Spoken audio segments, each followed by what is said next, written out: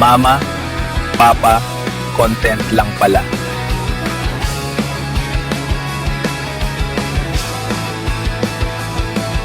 Hindi kita kilala sa personal, sa social media lang kita nakilala. Pero bakit hanggang anang feelings?